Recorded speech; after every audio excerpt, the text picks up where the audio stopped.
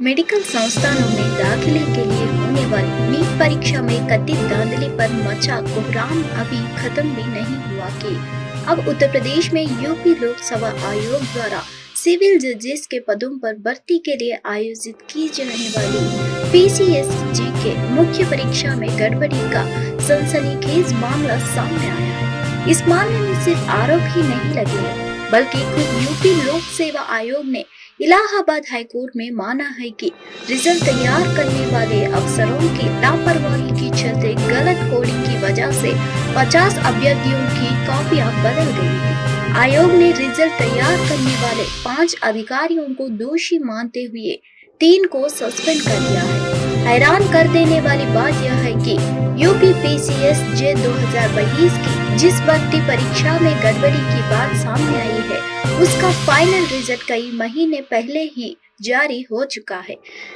तकरीबन सभी अभ्यर्थी चयनित पदों पर ज्वाइन भी कर चुके हैं। ऐसे में हाईकोर्ट ने पूछा है कि प्रभावित हुए अभ्यर्थियों के लिए आयोग अब क्या कर रहा है, और साथ ही यह भी बताने को कहा है कि रिजल्ट बदलने पर अगर कोई चयनित अभ्यर्थी बाहर होता है तो उसके लिए क्या किया जाएगा।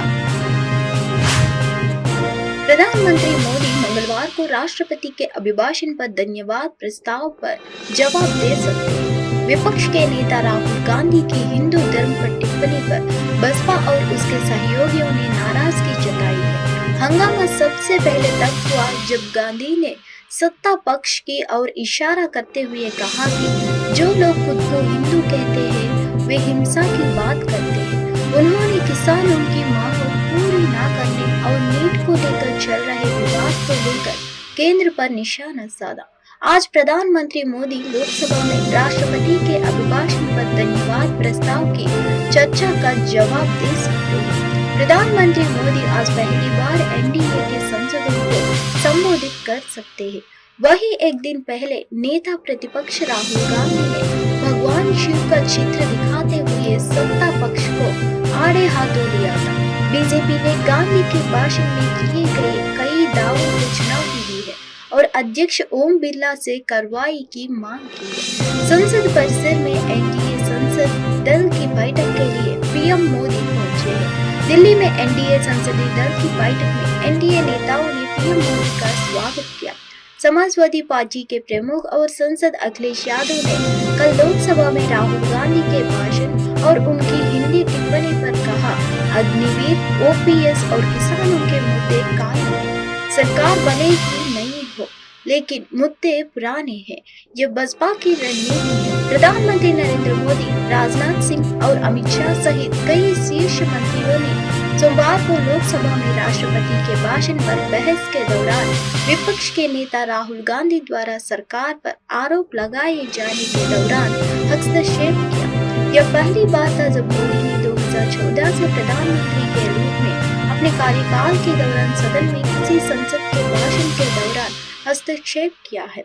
लोकसभा में सोमवार को विपक्ष के नेता राहुल गांधी के भाषण के कई हिस्से हटा दिए गए हैं। इनमें हिंदुओं और PM Narendra Modi, BJP, RSS पर उनकी टिप्पणियां शामिल हैं। प्रधानमंत्री मोदी आज लोकसभा में राष्ट्रपति के अभिभाषण पर धन्यवाद प्रस्ताव पर जवाब देंगे। कांग्रेस नेता और लोकसभा में नेता प्रतिपक्ष राहुल गांधी के बयान को लेकर देश भर में सियासत तेज है। राहुल गांधी के संसद में दिए गए भाषण का राष्ट्रीय जनता दल ने समर्थन किया है। रजत ने कहा कि राहुल गांधी ने बसपा को बिल्कुल सही आईना दिखाया है। रजत ने आगे कहा कि सनातन का काम किसी को डराना और धमकाना नहीं, बल्कि सौहार्द का वातावरण बनाना होता है। लेकिन बसपा का काम समाज में डर और भय का माहौल बनाना मात्र है। संसद में राहुल गांधी के भाषण का जिक्र करते हुए रजत के मुख्य प्रवक्ता शक्ति सिंह यादव ने मंगलवार को कहा कि बसपा सिंह सनातन हिंदू की बात करती है। वह ना तो सनातन है ना ही हिंदू और सनातन का काम सबको साथ लेकर चलना है। लेकिन इसके ठीक उलट बसपा के लोग नफरत फैलाते हैं। रजत ने यह भी कहा कि बसपा के लोग भय का माहौल बनाते हैं, लोगों को डराने धमकाने का प्रयास करते हैं। यह कभी भी हिंदू संस्कृति नहीं हो सकती। हमारे महापुरुषों ने ऋषियों ने सबको साथ लेकर चलने के साथ सत्य मार्ग पर चलाने की सीख दी। शक्ति सिंह यादव ने कहा कि राहुल गांधी ने भी पार्लियामेंट के अंदर यही बात कही है, लेकिन उनके भाषण से बसपा के लोगों को मिर्ची लग गई, क्योंकि बसपा को लगता है कि वह हिंदुओं को ठेकेदार है। उन्होंने कहा कि आप हिंदुओं को ठेकेदार कैसा हो सकते हैं, आप लोगों तो संगीत समान है। इलेक्ट्रिक कार निर्माता कंपनी टेस्ला के मालिक एलन मस्क ने टेस्ला साइबर ट्रक का एक खास वीडियो शेयर किया है, जिसमें पिस्टल की गोलियां टेस्ला साइबर ट्रक पर बेअसर दिखाई दे रही है। इसके साथ ही और भी कई चीजों से इस पर हमला किया गया जो इस गाड़ी पर बेअसर रहती है। एलन मस्क ने एक्स पर टेस्ला साइबर ट्रक का एक वीडियो शेयर किया है, जिसमें इस कार पर कुछ लोग एक टेस्टिंग के दौरान पहले बेसबॉल बैट से हमला करते हैं, फिर वह फ्लेवर बॉल से भारी बॉल, कुल्हाड़ी, हथौड़े और मोटे कील, आरी फायर गन और वुड और आयरन कटर समेत कई हथियारों से हमला करते हैं ताकि टेस्ला साइबर ट्रक को वह छोड़ सके। इतना ही नहीं, वो लोग इतने पर ही नहीं रुकते हैं, वह साइबर ट्रक पर ताबड़तोड़ गोलियां भी चलाते हैं। इसके बाद भी गाड़ी में चेक नहीं होता, बॉडी पर बस बुलेट के निशान दिखाई देते हैं। इस वीडियो को देखकर आप हैरान रह जाएंगे। टेस्ला साइबर ट्रक को 1977 की James Bond film the spy who loved me car से बनी पनडुब्बी से प्रेरित डिजाइन पर बनाया गया है।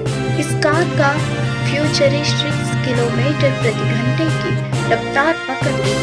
इस कार की टोइंग कैपेसिटी 5000 किलोग्राम तक है। टेस्ला साइबर ट्रक की एक शोरूम कीमत $60,990 से लेकर $79,990 तक है। कंपनी की तरफ से दावा किया जा रहा है कि इस कार को एक बार फुल चार्ज करने के बाद 400 किलोमीटर से लेकर 550 किलोमीटर तक का सफर तय किया जा सकता है।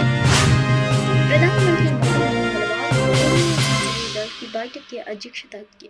तीसरी बार प्रधानमंत्री पद संभालने के बाद पहली बार सरकारी गठबंधन के सांसदों को संबोधित किया। इस दौरान उन्होंने सांसदों से बताया कि उन्हें संसद में तैयारी के साथ उन्हें ग्राउंड पर भी काम करने की जरूरत है।